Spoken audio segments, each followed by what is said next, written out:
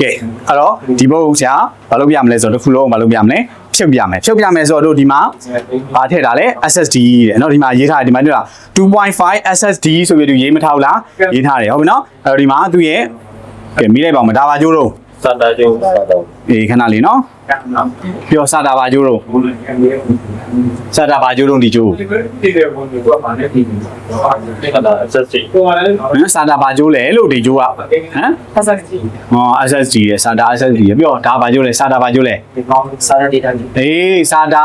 data ကျိုးဟုတ်ပြီနော်ဒါကိုဘာလို့ခေါ်လဲစာတာ data ကျိုးဟုတ်ပြီနော်ဒါကိုကျတော့စာတာ data ကျိုးဒီမှာလဲစာတာ data ကျိုးပဲဒါလဲစာအဲ့တော့ဟုတ်ပြီကဲပြောပြမယ်ကြည့်တချို့မာရာဟို system ဘုံတွေမှာဒီမှာကြည့်ဒီကောင်ဆိုရင်အတဲ့ဒဲနှစ်ခုဟုတ်ပြီနော်ဒါဆိုရင်ဒဲရဲ့အကောက်ရဲ့တွေ့လားalgorithmရဲ့အဲ့လိုဟာမျိုးလေးရှိရဲ့အဲ့တော့ဒီကောင်လေးတွေကလည်းဆရာအတဲ့နဲ့ဥက္ကဋ္ဌဘယ်လိုမျိုးထိုးရမှာလဲအဲ့ဒါလေးရှိရဲ့အဲ့တော့ဒီမှာတော့ဆရာတို့ကချောင်ချောင်ကြက်ကြက်ဒီမှာပဲထိုးထားတာဖြစ်တဲ့အတွက်ဘာမှတချို့ဥစ္စာတွေမှာဒီနောက်ဖုံးလှက်ပြီးတော့ထိုးရတဲ့ head တွေမှာကြာလို့ရှိရင်တို့ဒီလိုအကွေးလေးထဲမှာအဆင်ပြေတာအဲ့ကြောင့်မှပုံခွန်နဲ့ဒီဘက်ကကာဘာနဲ့ကလွတ်မှာဟုတ်ပြီနော်အဲ့ဒါလည်းတီးတန်းထပ်ပြီးတော့ပြောပြပေးမယ်နော်ဘယ်လိုနေရာမျိုးမှာသုံးလဲဆိုတာဟုတ်ပြီနော်ဟုတ်ဒီဘုံမှာတော့ကြိုက်တာကိုသုံးလို့ရနှစ်ကြိုးစလုံးကြိုက်တာကိုသုံးလို့ရဟုတ်ပြီနော်စာတာကဗာလဲ data ကြိုးဟုတ်ပြီနော်မှတ်တာပြီးရင်နောက်တစ်ခုဒီကြိုးအောင်ဒီကြိုးကဗာကြိုးလဲ power ကျိုးစာတာ power ကြိုးဘယ်ကနေလာလဲ power supply နေလာဟုတ်ပြီနော် power supply နေတာအဲ့တော့ power supply နေဘယ်လောက်ဖို့ထွက်တယ်လဲဒီမှာကြည့်12 volt တဲ့နော်12 volt 5 volt 3.3 volt တဲ့ဒါ power supply နေထွက်တဲ့ volt တွေဟုတ်ပြီနော်12 volt 5 volt 3.3 volt ဆိုပြီးတော့ဘုံဘယ်နှခုထွက်လဲ3ခုထွက်တယ်တဲ့ဟုတ်ပြီနော်ဒါစာတာ power ကြိုးခုနကစာတာ data ကြိုးဟုတ်ပြီနော်ဒီနေ့ကြိုးမမြင်နော်ဒါ power supply နေအဲ့တော့ဆရာဒီကြိုးလေးဖြုတ်မယ်ဒီကြိုးလေးကိုအရင်ဖြုတ်ပြမယ်နော်ဒီကြိုးလေးဖြုတ်လိုက်တော့ဒီမှာပါလဲ Oreo ဆိုပြီးတော့ပါတယ်တွေ့လား Oreo ကဒီ Oreo ကြိုးကဘယ်ရလဲဆိုတော့ဒီ Kazin ဘုံရဲ့ရှေ့မှာနော် Kazin ဘုံရဲ့ရှေ့မှာဒီမှာကြည့်Oreo ပေါက်ကလေးပါတယ်နှစ်ချက်ပေါက်နဲ့မိုက်ပေါက်နဲ့ဆိုပြီးနှစ်ခုပါတယ်တွေ့လားအဲ့ကနှစ်ပေါက်အတွက်မင်းတို့ကဒီကြိုးဖြုတ်ထားရင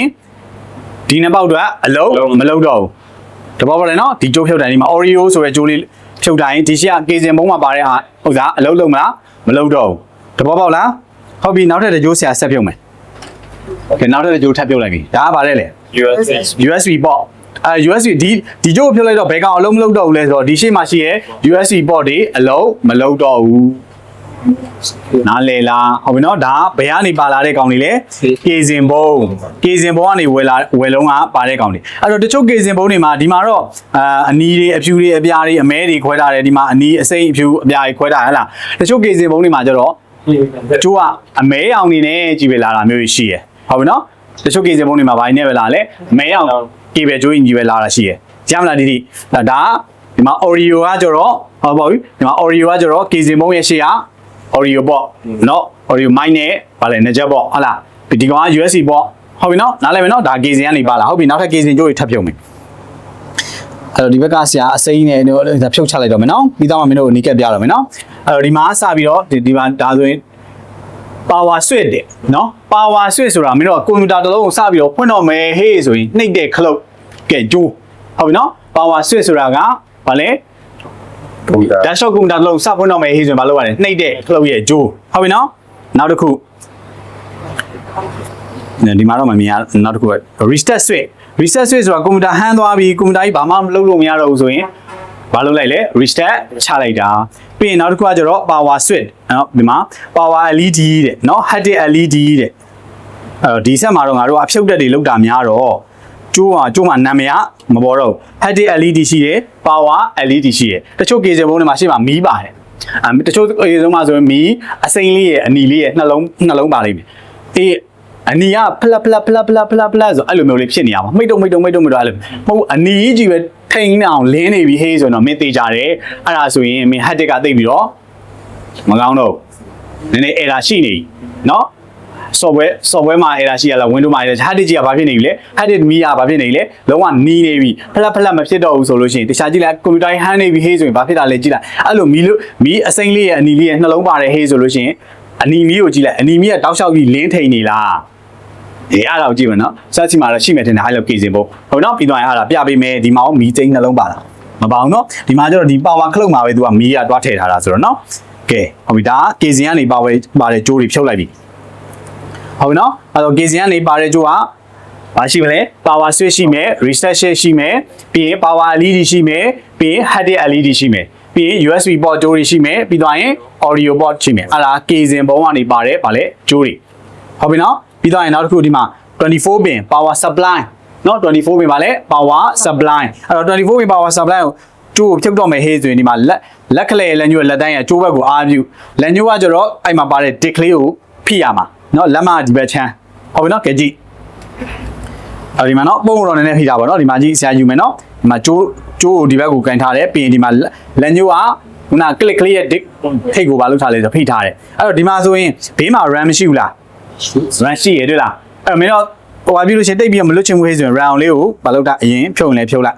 ကဲဆရာဒီမှာအော်ဆိုမင်းတို့ပြန်ပြမယ်နော်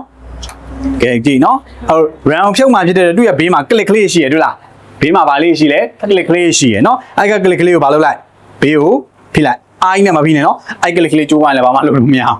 နော်တဘောပါတယ်နော်ပြီးသွားပြီဟေးဆိုမှ RAM ကိုဘာလုပ်လိုက်ဆွဲထုတ်လိုက်ကဲဒါဆိုရင်ဒီမှာဒါဗာလဲ RAM 8GB နော် RAM ဘာကလဲ 8GB ဘယ်လောက်လဲဆိုတော့1600 DDR3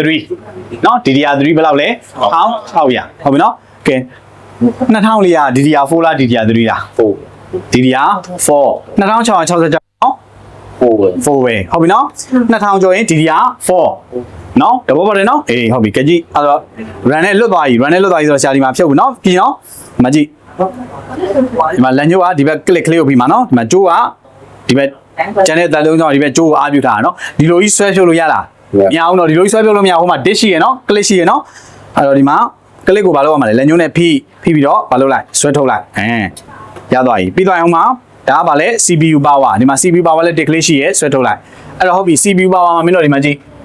8 pin CPU power မှာ8 pin 4 pin ဆိုတာရှိရနော် CPU power မှာရှိလဲ8 pin 4 pin ရှိရအခုလက်ရှိကဘယ်နှ pin လဲ4 pin ဖြစ်တဲ့ဒီဘက်ကကောင်လေးကိုဘာလုပ်မှာလဲထိုးရမှာအဲ့တော့အဲ့ဒါလေးထိုးတဲ့ချိန်ကျရင်မင်းတို့တတိထားမယ်အခုဆရာဒီမှာမဟုတ်တဲ့ဘက်ကိုတွားထိုးကြည့်မယ်ဒီလိုတွားပြီးတော့တည့်လိုက်မယ်ပေါက်ကလေးကိုတည့်လိုက်မယ်ဘလို့မှမရဘူးနော်အဲ့ဒါကိုတချို့ကမရမကဘာလုပ်ပလိုက်လဲစောင့်ထိုးပလိုက်တယ်အဲ့တော့ပြီးပြီပေါ့နော်ဒီဆရာချက်ချင်းပြလာတော့ချက်ချင်းတော့မပြတ်ပါဘူးမရမကကြီးစောင့်ပြီးတော့မထိုးနဲ့လीเนาะအဲ့တော့အပေါ်မှာတည်လိုက်ပြီးဟေးဆိုတာနဲ့အပေါက်ကလေးကဘာဝင်ဖြစ်ရမလဲအဝင်ခွင်ကြလေးဖြစ်သွားရမယ်เนาะအဝင်ခွင်ကြမဖြစ်သေးဘူးဟေးဆိုရင်ဆက်ပြီးတော့မထိုးနဲ့လीเนาะဒါမင်းတို့အတွင်းထဲမှာမလို့နည်းနည်းလေးအပေါ်တည်လိုက်ပြီးဟေးဆိုတာနဲ့သူအထင်းထဲကိုရှော့ရှူပါဖြစ်သွားမှလည်းဝင်သွားလိမ့်မယ်เนาะဒါအတွင်းထဲမလို့ကဲဟုတ်ပြီးရပြီအဲ့တော့ငါတို့ power supply မှာရှိတဲ့ power ကြိုးတွေအကုန်လုံးဘာလုပ်ပြီးသွားပြီလဲဖြုတ်ပြီးသွားပြီဟုတ်ပြီเนาะ power supply မှာရှိတဲ့ power ကြိုးတွေပါဘာလုပ်ပြီးသွားလဲဖြုတ်ပြီးသွားပြီဆိုတော့ငါတို့မာနာပုတ်ဖြုတ်မယ်မာနာပုတ်ဖြုတ်မှဖြစ်တဲ့တော့ငါတို့ screw driver လိုတယ်အဲ့တော့ဆရာစီမှာဒီမှာ screw driver 3ချောင်းအောင်ပြမယ်အဲ့တော့အကုန်လုံးတော့ဖြုတ်လို့ဟိုအကြီးကတော့အားရှိနဲ့ဘာလုပ်လို့ရလဲဖြုတ်လို့ရတာပါဒါပေမဲ့ဟိုဘောတော့ဘုတ်ပေါ်တော့ဘာမလုပ်စေနဲ့ screw driver တွေပြုတ်မကြစေနဲ့เนาะ screw guard ဆိုတော့ပြီးတော့ပြုတ်ကြလို့မရဘူးเนาะသဘောပေါက်တယ်เนาะအဲ့တော့ဆရာတော့အရင်ဆုံးပေါ့ပါလေး screw လေးနဲ့အရင်ဆုံးဖြုတ်ကြည့်မယ်ဟိုအကြီးနဲ့ဆိုတော့ဘာလုပ်လဲဒါနဲ့လည်းဖြုတ်လို့ရပါတယ်เนาะဟိုဒီမှာဆရာ screw လေးဖြုတ်လိုက်တော့ Mara box screw ဆိုတာဒီမှာထိတ်မှာခေါင်းလေးမှာတွေ့တာဘေးမှာဟိုကကလစ်ပါကွဲတယ်เนาะဒီအားလာလေးတတိထားမယ်ပြီးတော့ဆရာဟိုလုပ်ပြမယ်အဲ့တော့ Mara box screw နဲ့ head screw နဲ့မတူးเนาะ Mara box screw နဲ့ head screw နဲ့တူးလားမတူးเนาะအဲ့တော့ဒီမှာဆရာဆက်မှာဆိုရင်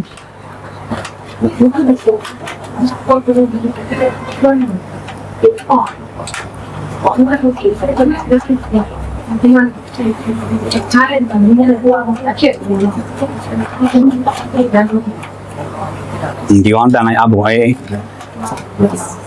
ကဲဒါဆိုရင်ဘာလုပ်ပြီးသွားလဲစပူတွေချုပ်ပြီးသွားပြီစပူတွေဖြုတ်ပြီးသွားပြီဆိုမှမင်းတို့က CPU fan နေပြီးတော့မပြီးတော့ယူလိုက်ဒါဆိုရင်မာရာဘုတ်ဘာလုပ်ပြီးသွားလဲဖြုတ်ပြီးသွားရင်နော်မာရာဘုတ်ဖြုတ်ပြီးသွားပြီဆိုမှဘာကိုဖြုတ် power supply ကိုဖြုတ်မယ်အဲ့တော့ power supply ရဲ့အကျိုးတွေကဟိုဘက်ကနေဆွဲထားတာเนาะအဲ့တော့ဒီမှာ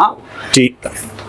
အဲ့တော့ဒီမှာစကူနှလုံးရှိရယ်ဟလားစကူနှလုံးရှိတော့ဒီအပေါ်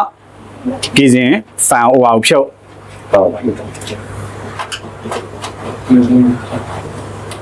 အဲ့ဒီမှာကေစင်စကူတူးလားဒူးနော်ဒီရောနောက်မှာထားလိုက်အဲ့တော့ဒီမှာကျိုးတွေကိုဒီမှာနောက်မှာဒီလိုမျိုးထည့်တာနော်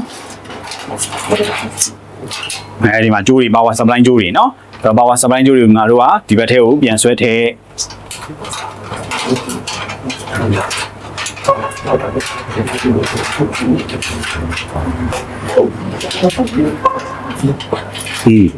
ဟုတ်လားပြီးသွားပြီဆိုမှနောက်က power supply မှာပါတယ် screw လေးလုံးဖြုတ်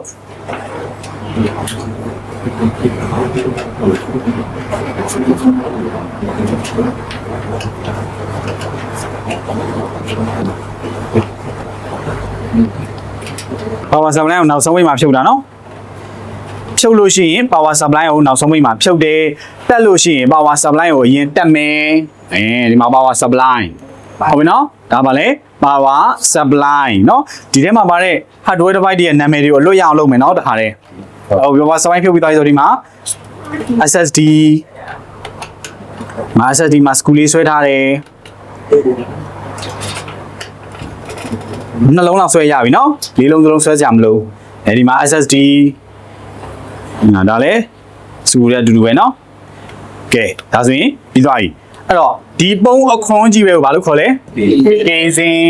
ဟုတ်ပြီเนาะပုံးခွန်ကြီးပဲဆိုရင်ငါတို့ဘာလို့ခေါ်လဲကေစင်လို့ခေါ်တယ်ကဲအဲ့တော့ငါတို့တစားချင်းစီအကုန်လုံးဘာလို့ပြီးသွားပြီလဲ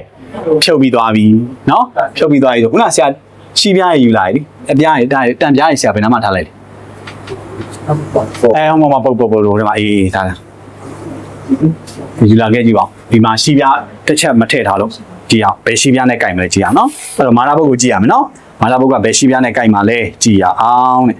အဲ့တော့ဒီရှီပြားနဲ့ကြိုက်လား audio ပေါ့ဒါဆိုရင်ဒီရှီပြားနဲ့ကြိုက်တယ်တွေ့လားဟုတ်ပြီနော်ဒီရှီပြားဘာလို့ပြရမလဲတက်ပြရအောင်ဟုတ်လားကြိုက်တာကြည့်ဩမှာ HDMI ပေါ့ HDMI ပေါ့မှာနည်းနည်းများလွဲနေတာနည်းနည်းလွဲနေနော်ဒီမှာကြည့်ဟုတ်ပါ ဒီနာလေးတပေါက်ပုံဆိုဒီမှာတိုက်စီပေါက်ဒီကောင်တိုက်စီပေါက်ပါလာဖြစ်တယ်ဒီပြားနဲ့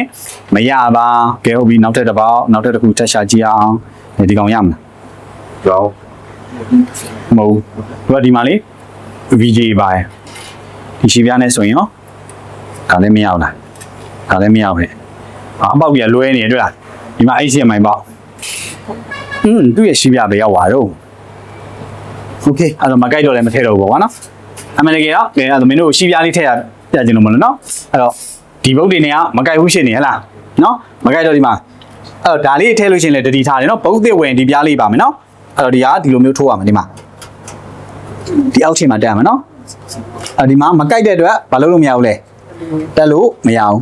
ဒါပြီးသွားပြီဟုတ်ပြီနော်ကေစင်မုံထဲမှာကေစင်မှာမာလာဘုတ်ဝယ်ပြီးဟေးဆိုနေမာလာဘုတ်စကန်ဝယ်တဲ့ဟေးဆိုနေဒီပြားလေးကိုတော့ရအောင်တောင်းဒီပြားလေးရအောင်မတော့နောက်ကဟောင်းတော့ပေါက်ကြီးဖြစ်နေမှာဟုတ်လားသဘောပေါက်လား